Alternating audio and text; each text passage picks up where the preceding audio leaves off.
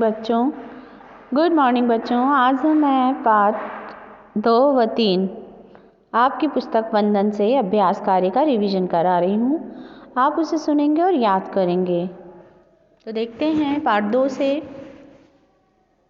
दूर जाने पर सरदार को क्या पता चला? उसे पता चला कि उसके पीछे एक बालक है। शरद ने अपने छात्रों को पढ़ाने से क्यों इनकार किया? क्योंकि उसकी स्वयं की भी परीक्षा थी। अब देखते हैं सही विकल्प पाठ 2 से। शरद को बचपन में शौक था। उत्तर है डी, उपयुक्त सभी का। अगला, बसंतपुर गांव में क्या चीज़ अच्छी मिलती थी? उत्तर है बी, मछली पकड़ने की बंसियां।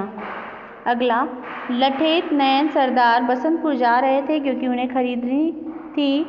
उत्तर है ए, गाय। अगला, शरद के पिता का नाम था। उत्तर है ए, मोतीलाल।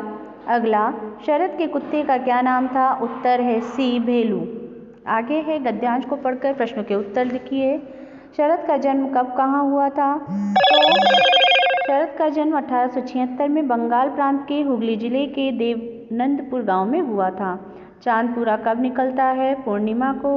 शरद चंद्र में संधि विच्छेद होगा। शरद धन चंद्र। अब रिक्त स्थानों की पूर्ति कीजिए।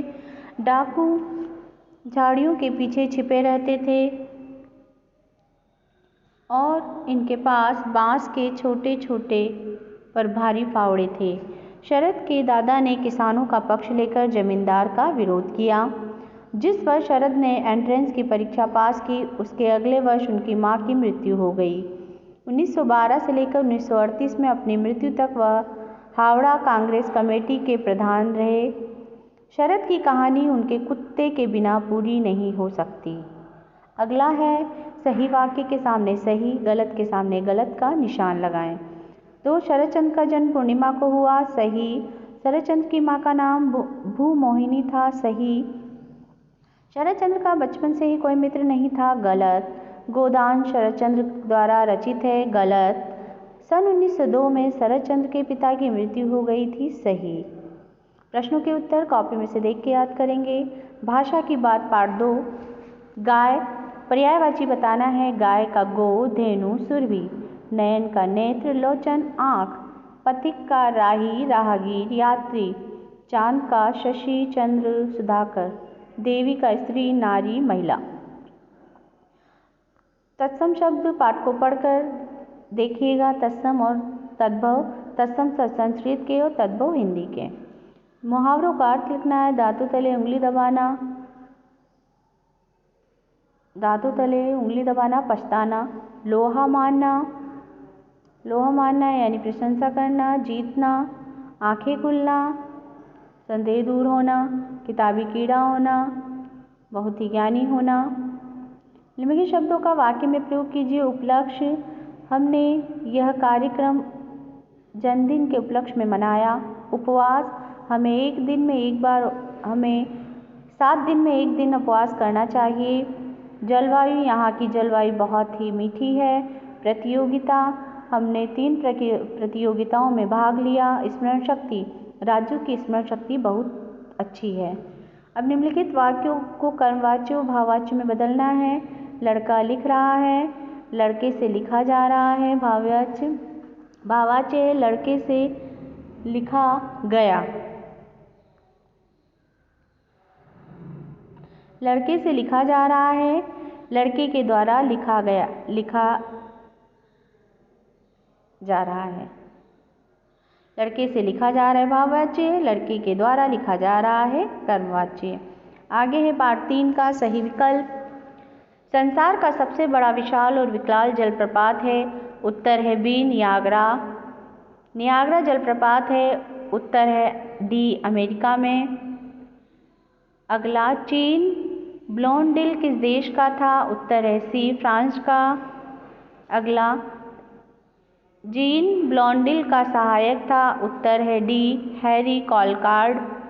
अगला, जीन ब्लोंडिल ने अपने सहायक को कितनी राशि फीस में देने को कहा? उत्तर है ए, $1500। आगे है बच्चों गद्यांश को पढ़कर प्रश्नों के उत्तर। जलप्रपात पर रस्सा क्यों बांधा गया? तो इसका उत्तर है नियाग्रा जलप्रपात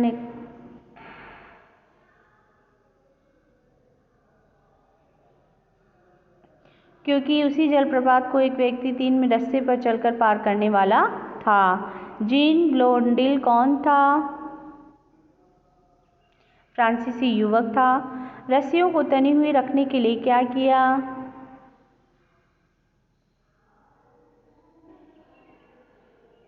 रेत के एक एक मन वजनी बोरे लटकाए गए। नियाग्रा जलप्रपात का वर्णन। पाठ को नियाग्रा जलप्रपात भयानक दहाड़ता हुआ आता है और एकदम 200 फीट गहरे गड्ढे में जा गिरता है। अगला है रिक्त स्थानों की पूर्ति। आपकी मैम ने गृह कार्य में दिया है, उसमें से देखकर याद करें। पंक्तियों के भावार्थ देख लीजिए।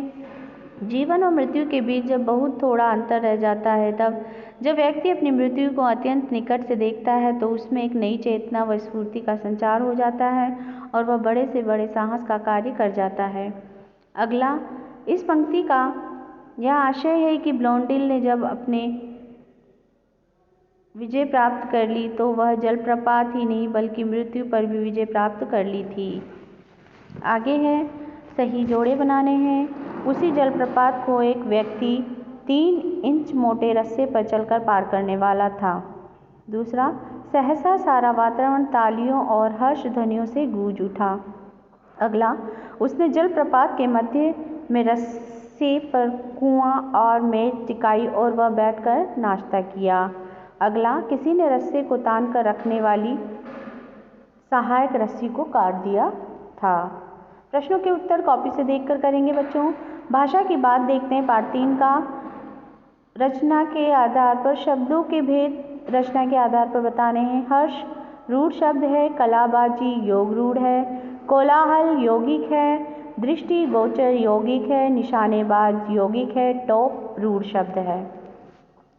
मुहावरों का अर्थ बताना है। होमवर्क में मैम दी हैं, देख के याद कर लेना। पाठ में अंग्रेजी भाषा के शब्द छांट के लिखने हैं। कॉलवर्ड, फीट, डेविस, डॉलर और इंच। आगे निम्नलिखित शब्दों के लिंग निर्धारित करने हैं बच्चों। जलप्रपात क्या है? पुल्लिंग है। बोरे पुल्लिंग है। चौथी स्त्रीलिंग। रस्सियाँ स्त्रीलिंग। लकड़ी स्त्रीलिंग। नर पुल्लिंग। रेलगाड़ियाँ स्त्रीलिंग। युवक पुल्लिंग। तो ये था आपका पाठ 2 और 3 का अभ्यास कार्य रिवीजन। इसको याद करें। धन्यवाद।